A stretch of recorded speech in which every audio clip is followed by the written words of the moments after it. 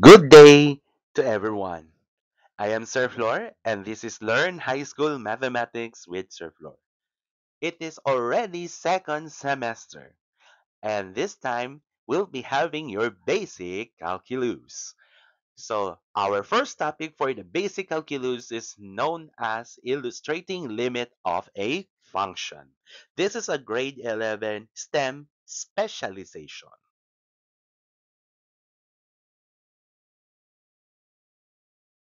Our objectives at the end of the session, you are expected to number one, define the limit of a function. Number two, illustrate the limit of the function using a table of values. Number three, illustrate the limit of the function using graphs. And number four, differentiate between the limit as x approaches to c and, of course, f of c. So without further ado, let's get started. So our first part of this illustrating limit of a function is through the use of the tables of values. Now, let us consider the function f of x is equal to x plus 5. Let's make a table of values such that the value of x is closer and closer to 3. So let us have first a table somewhere here. So let's have all those values of x that is closer to 3, like this. So we have here the values of x, which is 2.5, 2.9, 2.99, and 2.999. The other one is 3.001, 3.01, 3.1, and 3.5. So let us find first the values of f of x when x is 2.5 and so on until 3.5. So what we are going to do here is you have to replace the value of x to the function. F of x is equal to x plus 5. So, papalitan nyo lang ng value ni x doon sa given function na x plus 5. So, if x is 2.5, then your value of f of x must be 2.5 plus 5. Okay? This will become 7.5. And if you do this continuously, when x is 2.9, therefore f of x is 7.9. When x is 2.99, your f of x is 7.99. If x is 2.999, therefore your f of x is 7.999. Now, let's go move further first to 3.5. If x is 3.5, therefore your f of x here is 3.5 plus 5, which is 8.5. If x is 3.1, therefore your f of x here is 8.1. 3, if x is 3.01, therefore your f of x here is 8.01. And if x is 3.001, therefore your f of x is 8.001. Now, what can you uh, what what can you say about this table? Now, observe this table. What happens when the values of x is closer and closer to 3?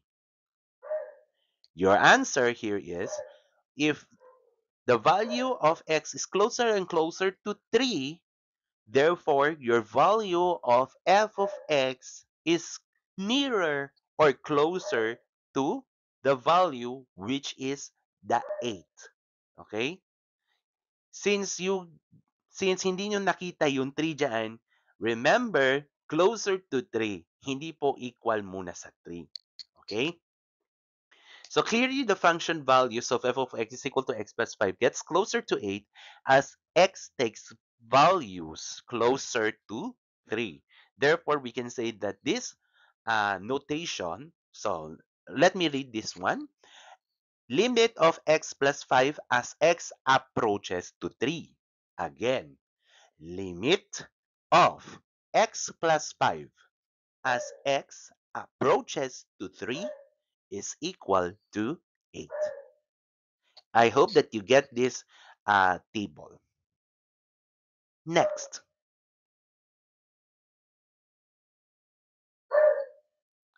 let us consider the function f of x is equal to x squared minus 9 using the table of values in which the values of x is approaching to negative 3.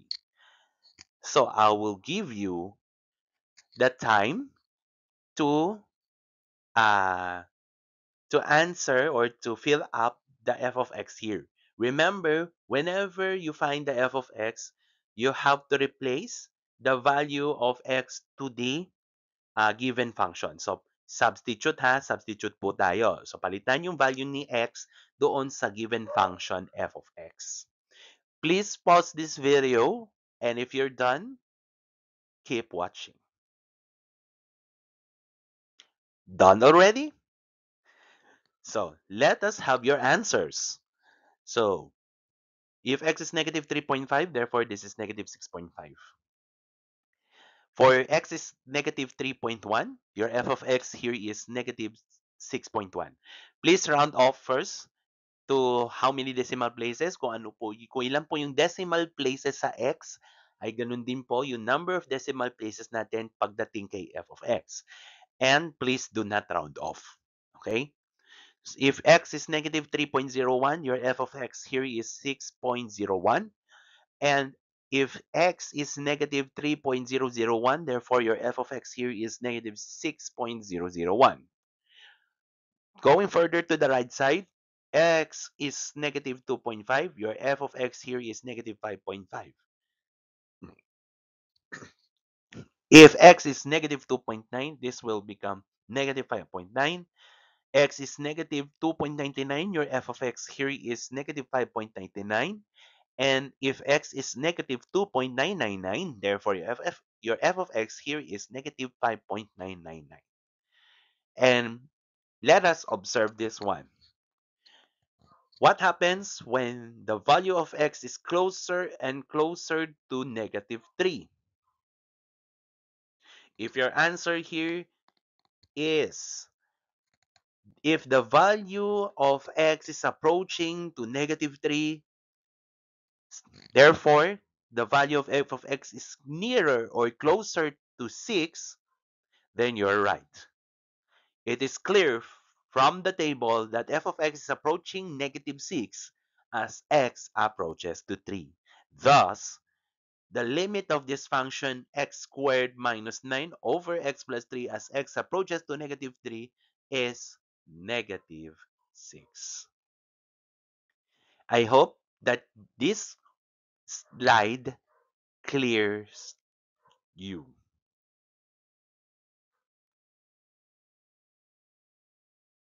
Let's have a short definition of what limit is. Let f of x be a function and let c and l be real numbers. The limit of f of x as x approaches to c is equal to L, written in this form. Limit of f of x as x approaches to c is equal to L. If and only if the following conditions hold. Number one, as x takes values closer and closer to c on both sides of c, the corresponding values of f of x gets closer and closer to L. So remember, as x approaches or nearer to c on both sides, meaning on the left or on the right side, the corresponding values gets closer and closer to L. And another condition here is the value of f of x can be made as close to L as desired by taking the values of x close enough to c. So, katulad ng sinabi kanina, as x approaches to a value of c, then the value of f of x is closer to L.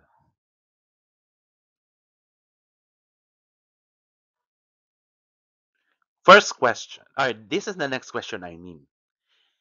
Is there a difference between these two?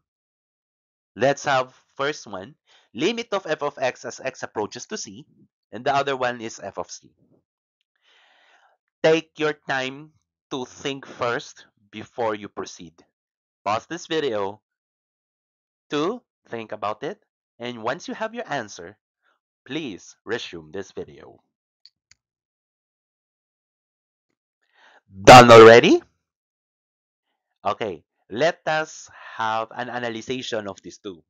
Remember, when you say limit, according to the definition, the limit is whenever you take the value of c that is close, the value of x, I mean, that is closer and closer to c, therefore your value of f of x must be closer or nearer also to the value itself. Okay? But the question becomes, is it equal to that point? Remember, limit should not be equal. Okay?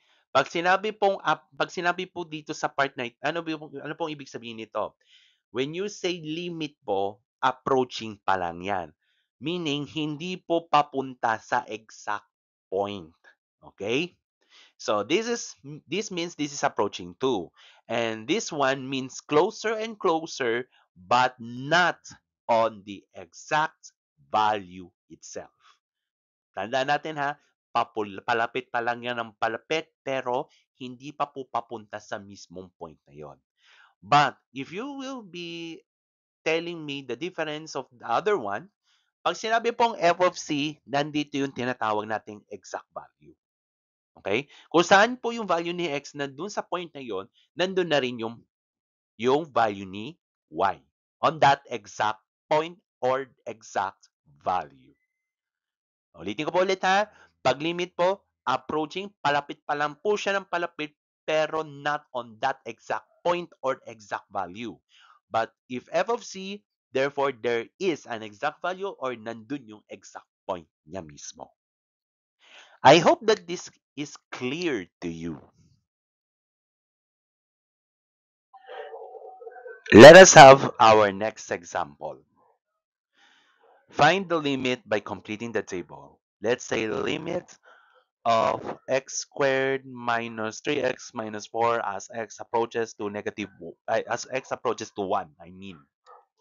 So I'll give you the time to answer this one. Find all the values of f of x, then tell us or tell me the value of the limit as x approaches to 1. Kindly pause this video, and once you're done, please resume this video. Done already? So I'll give you the answers. So here are the answers from this one. So I'll use the red pen. So if x is 0.5, your f of x here is negative 5.25.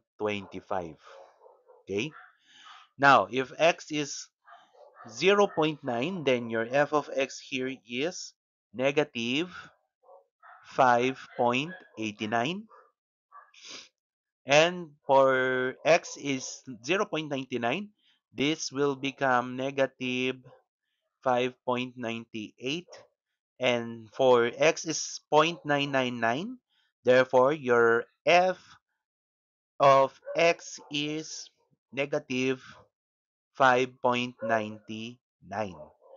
For the rightmost part here, if x is 1.5, then your f of x here is negative 6.25. If x is 1.1, then your f of x here is negative 6.09. If x is 1.01, f of x here is negative 6.009. And if x is 1.001, your f of x here is negative 6.0009. So what did you observe from this table? As x approaches to 1, therefore, your value of f of x is closer and closer to negative 6. So therefore, the limit of x squared minus 3x squared minus 4 as x approaches to 1 here is negative 6. I hope that you get this one. Let's go over to our second part. Our second part is illustrating limit of a function using graphs. So please listen this carefully because on this part you have your analyzation. Okay?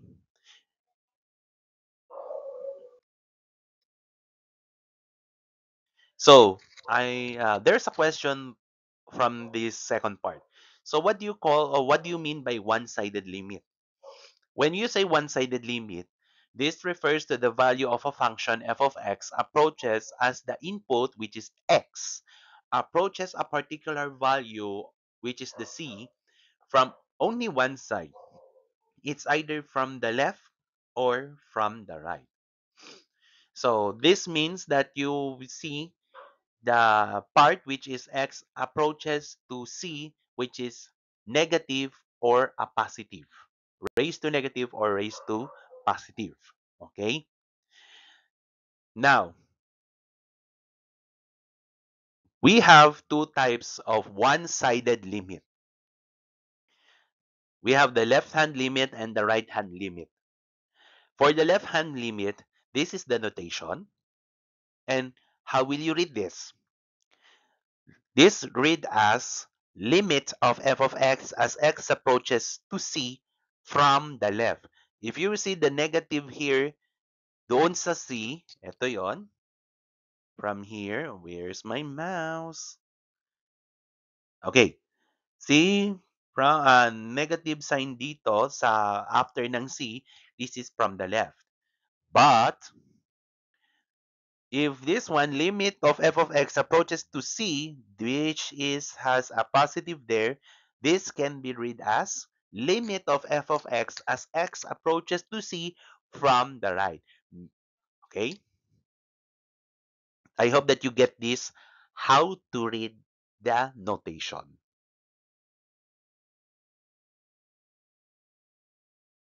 Okay, for the left hand limit, this means that we take values less than a but very close to a. That is for the left hand limit. And for the right hand limit, this means that we take values that is greater than a but very close to a. Ibig pong sabihin dito, sa left hand limit, we started somewhere from the leftmost part. So, hindi mo alam kung asan yung pinaka-left niyan. Basta, lahat yan is, nagsisimula yan sa left, papunta sa mismong value ni A or value ni C pala, I mean. This is value of C, not value of A. Value of C. And the other one, on the right-hand limit, this means that we take value greater than C, I mean, but very close to C. Okay? So starting from the rightmost part, papunta kay value ni C. Apologies kung may napansin kayong greater than A, yung less than A, dapat po ay C yan.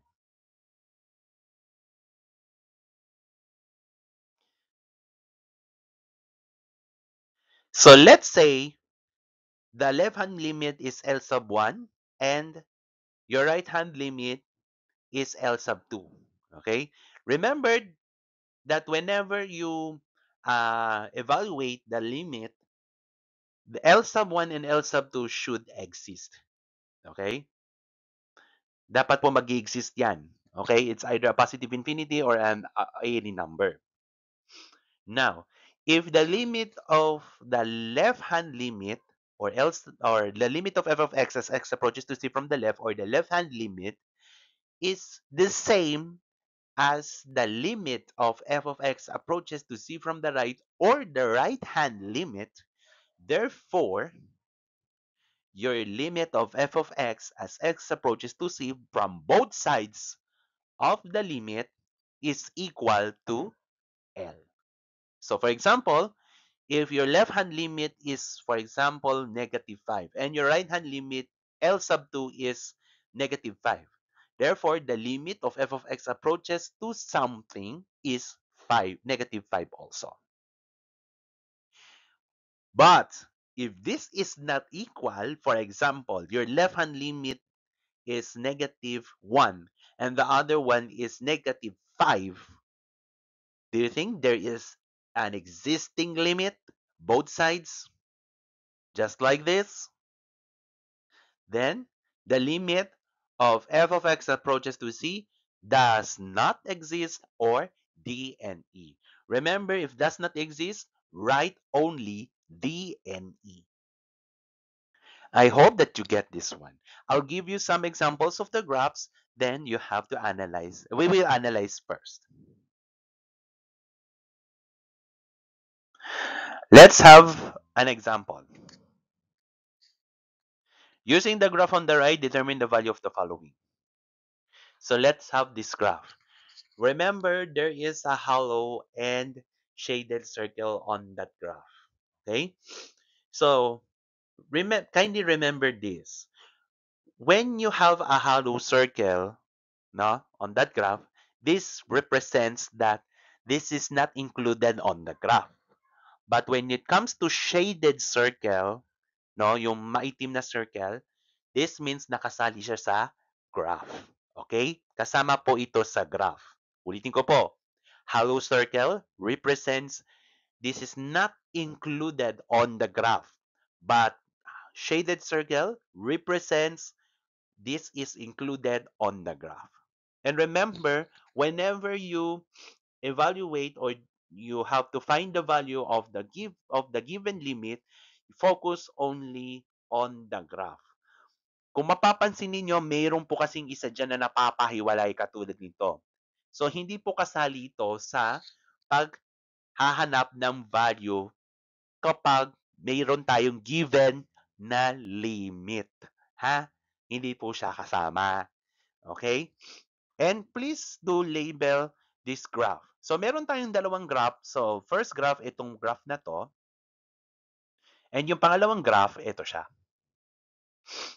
Okay? So, let us determine the following. So, I will give you the idea on this. So, the limit of f of x as x approaches to 1 from the left. So, sabi ko kanina, from the left, ibig sabihin, you started somewhere from the left, papunta kay 1. So, para mas malinaw, bilugan nyo kung nasan si 1 sa x. Okay? So, nandito yung 1. Okay? Nandito yung 1 dun sa x.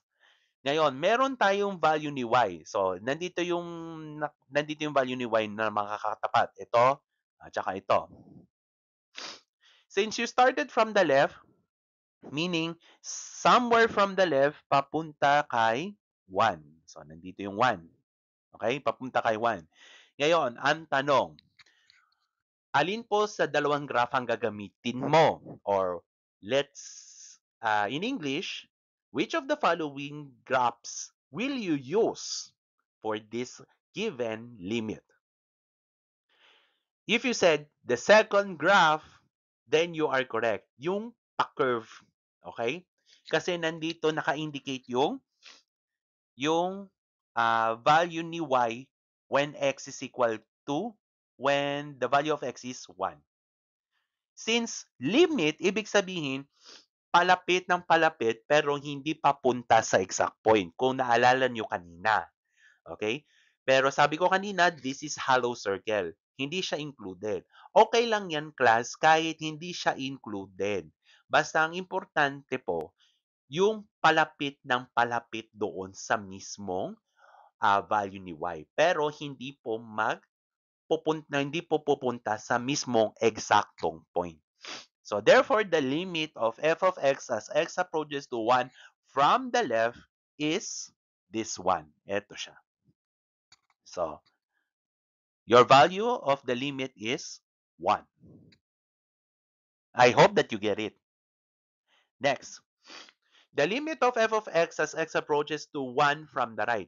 So, ulit, ganun din yung kanina sa left. You started from the right, papunta kay 1. Okay? Papunta kay 1. So, alin po sa graph po ulit ang ifo-focus natin? Yung graph 1 or yung graph 2? If you said graph 2, then you are correct. Dito siya. Okay? Graph 2 ulit. So, mapapansin yon, and dito na naman siya. Okay. So, nandito na naman yung value ni y. Mahahanap mo na dito. So therefore, the limit of f of x as x approaches to 1 from the right here is 1. And since, as you can see, both left hand and right hand limit are the same value, therefore the limit of f of x as x approaches to 1 is 1. May I ask you, what is f of 1? F of 1 is actually 2 or negative 2, I mean. Bakit? Remember, ang difference kanina dun sa dalawa, yung limit of f of x at saka yung f of c. Pag limit po, ulitin ko po, approaching to but not on the exact value. Pero yung f of c is the exact value. Since ito pong last part is f of c, it means the exact value. Kapag po exact value, ang lagi nyo pong titignan ay yung shaded circle. Hindi po hollow circle. So, meron kang nakitang shaded circle, kahit mapahiwalay man yan sa graph, at least nandun yung indication na mayroong shaded circle. So, since nandito sa shaded circle itong part na yan, so therefore, ang f of 1 natin ay negative 2. I hope that you get this part. Next example, next part.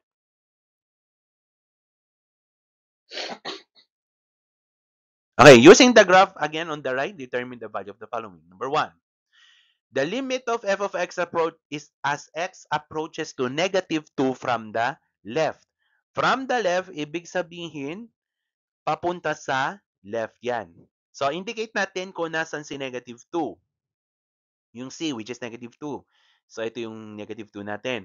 Pero since from the left, somewhere from the left, papunta kay negative 2. Ngayon, ang unang tanong, alin po dyan sa graph ang ifo-focus mo? Is it 1 or 2? Kung sagot mo ay 1, tama yon. Bakit hindi po 2? Kasi from the left pa lang. Okay? Papunta pa lang sa left. Eh, yung papunta sa left, ay nandun yung graph. Ay, nandun yung graph 1 or yung first graph natin, yung paslanted. So, therefore, dun lang kayo magfo-focus, dun sa slanted. So, since nandito yung value ni y dito sa x is equal to negative 2, therefore, the limit of f of x as x approaches to negative 2 from the left here is 1. Kahit po shaded or hollow circle, it doesn't matter. It doesn't matter kung ito po, kung hahanapin po natin, kung pag-uusapan natin is yung paghahanap ng limit. Okay? It doesn't matter kung shaded or hollow. Okay? Kasi ang limit po, ulitin ko po, approaching pa lang yan. Okay? Next, limit of f of x as x approaches to negative 2 from the right. Okay, starting from the right, papunta sa negative 2. So, alin po dyan sa graph ang gagamitin mo? Left side or right side? If you said graph number 2 or nasa right side ng graph mo, then you are correct. Kasi nandito na siya. Dito sa part na ito. Okay? So, the limit of f of x as x approaches to negative 2 from the right here is negative 2. Now, if I ask you to find out the limit of f of x as x approaches to negative 2, do you think that the left hand limit and right hand limit are the same value? The answer is no. You cannot determine where's the limit. Therefore, the limit does not exist. Okay? Now, I ask you, what is f of negative 2? Again, you have to focus on this last part on the shaded circle. Shaded circle lang po. Now, what is f of negative 2? Now, if your answer here is 1, then you are correct. Kasi nandun yung shaded circle. Ito. Ito siya. Okay? Nandito siya. I hope that you get this one. So let us have first another example or another example from this. Let's have another graph. Let's have this graph. Oh no. Using the graph above, determine the value of the following. Number 1, limit of f of x as x approaches to 2 from the left. Kindly pause this video, and when you're done, please resume this video. Done already? Okay, so let us have your answer. So find first the value of c, which is 2. Ito yon. Okay? Since from the left, ibig sabihin, simula dito sa left, papunta kay 2. Ngayon, alin po dito sa tatlong graph ang gagamitin mo? If your answer is third graph, then you are correct. Nandito siya. So therefore, the value of f of x, the value of that limit as x approaches to 2 from the left is nandito na. So therefore, your answer is negative 1. How about limit of f of x as x approaches to 2 from the right? Ulitin ko, from the right, ibig sabihin, you started somewhere from the right, papunta dito sa 2. So, anong graph po ang gagamitin natin, o aling graph po ang gagamitin natin? 1, 2, graph 1, graph 2, or yung graph 3? If you said graph number 3, then you are correct. Nandun pa rin siya. Okay? Ulitin ko po ha, kapag mag-evaluate tayo ng limit, dun tayo sa graph. Okay? So, nandito pa rin siya. So, therefore, the limit of f of x as x approaches to 2 from the right here is negative 1. And if I ask you to find the limit of f of x as x approaches to 2, since both left hand and right hand limit are the same, therefore, your answer should be negative 1. And I ask you, what is f of 2? Take your time, pause this video. And when you're ready, kindly resume this video. Done already? Let's see. The focus on this one is the shaded circle. Okay? Since this one, I look, nakita ko yung shaded circle nandito sa part na to. So therefore, your f of 2 here is 2. I hope that you get this. Next part. What is the limit of f of x as x approaches to negative 1 from the left? Pause this video, and when you're ready, resume this video. Done already? The limit of f of x as x approaches to negative 1 from the left here is 2. Why? Locate the c, which is negative 1. This one. Since from the left, starting from the left, papunta kay negative 1. So the graph that you're using here is graph number 1. So dito sa graph number 1 ka magfo-focus dito. Kasi nandito na yung value ni y or yung value ng f of x dito. So therefore, the limit of f of x as x approaches to negative 1 from the left here is 2. What about this one? Limit of f of x as x approaches negative 1 from the right. Pause this video, and when you're ready, resume this video. Done already? If your answer is 1, then you are correct. Because where's the graph that we will be focusing on? The second graph, meaning you started again from the right until negative 1. So the focus on this is graph number 2. Okay?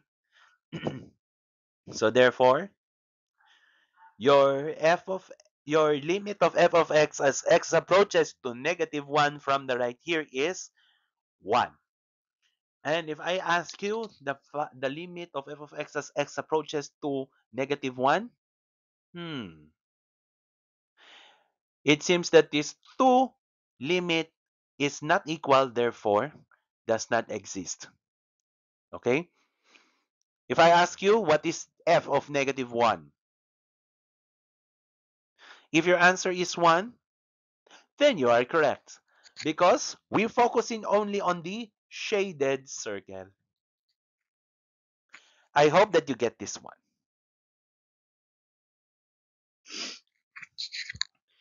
Next example. Using the graph on the left, determine the value of the following. Number 1. What is the limit of f of x as x approaches to -2 from the left?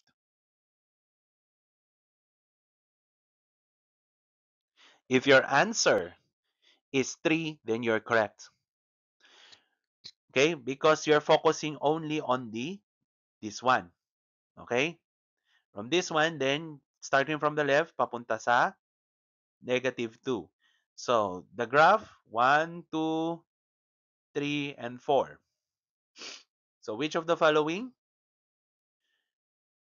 should we focus on? Of course, yung graph number 2. Kasi from the left pa lang, wala pa tayo sa graph number 3 kasi hindi pa tayo nakalampas dyan. Okay? So, therefore, the value of f of x as x approaches to -2 from the left is 3. What about from the right? -2 from the right. Pause this video, and when you're ready, please resume this video. Done already? If your answer is -1, then you're correct. Focus on graph number 3. Okay?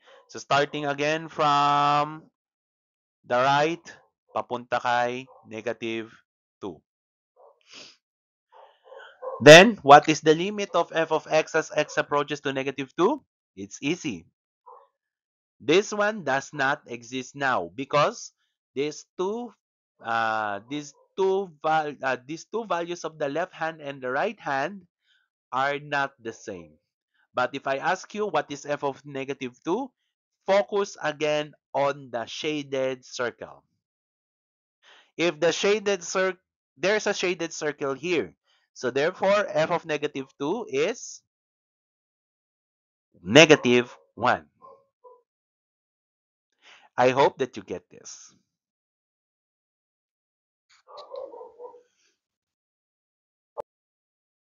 Let's have another graph. So using the graph on the left, determine the value of the following. Number 1, find this given limit. Pause this video to solve, and when you're ready, please resume. Done already? So the limit of f of x as x approaches to -2 from the left here is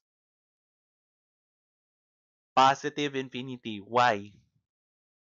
As you can see there on the given graph, there is a broken line there. Okay?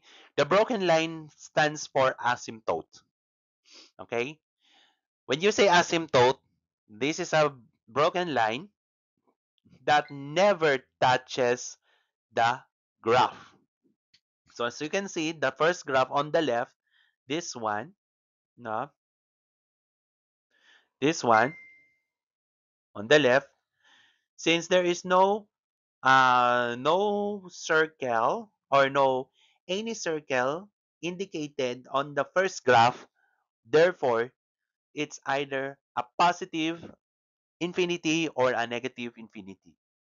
Okay, since our first graph is whenever you extend the graph upward, therefore there is no limit or there's no exact value of y. So therefore, the limit of this is positive infinity. Okay? So, pag pataas po, pero wala naman naka-indicate na kahit anong circle dyan, it's either hollow or ano tawag dito? Shaded circle, at meron tayong asymptote line. Therefore, it's this one, it's either positive infinity or negative infinity. I ask you, what is the limit of f of x as x approaches to negative 2 from the right? If your answer is 6, then you are correct. Saan nakafocus? Ulitin ko ulit ha. Ito pa rin. Ang focus mo, dito pa rin. From the right. Dito sa right. So therefore, nandito yung part na yan. Then, what could be the limit of f of x as x approaches to negative 2? Since magkaiba po ang positive infinity at 6, therefore, it does not exist pa rin yan. And if I ask you what is f of negative 2, if your answer is 6, then that's not. Remember, ang sabi ko kanina, hanapin ang shaded circle.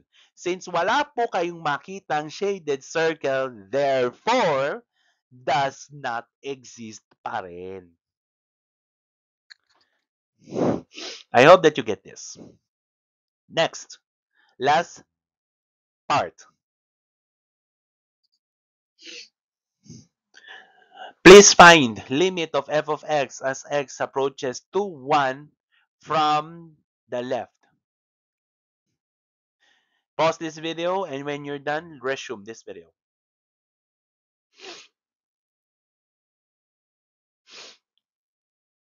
Done already? So the limit of f of x as x approaches to 1 from the left here is 3. Okay? 3. What about the limit of f of x as x approaches to 1 from the right? 1 from the right. This means, wait. Wait lang po. Hindi po 3, tama, 3 yan pala. Sorry na. So 1 from the right here is, again, 3. 3 pa rin. Okay? Tandaan natin ha, 1, nandito yung C natin, 1 from the left, nandito siya. Sa graph number 2, ito yung graph number 2, ito yung graph number 3. So yung graph number 2 nandito, ang graph number 3 ay nandito din. So parehas 3 yan. So therefore, the limit of f of x as x approaches to 1 is 3. But if I ask you what is f of 1,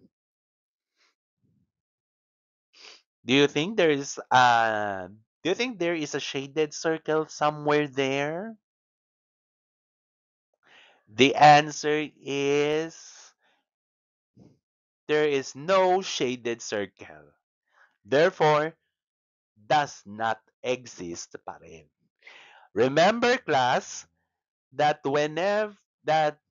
on that last part, ulitin ko po ulit ha, kailangan hanapin ang shaded circle. Pag wala pong shaded circle yan, kahit nandyan sa graph man yan o napahiwalay man yan sa graph na yan, automatic does not exist. Mapapahiwalay man yan o hindi, meron yang value. Pero kapag wala po kayong shaded circle na makikita dyan sa part na yan, huwag nyo na pong ipilit, kundi ang sagot does not exist. I hope that you understand this lesson. Pakibalik-balikan lang po yung mga parts na yan. And if you have any questions, comment down below dyan sa part na yan. And I will answer that as much as possible. So thank you for listening. I am Sir Floor, and this is Learn High School Mathematics with Sir Floor. Have a great day, everyone.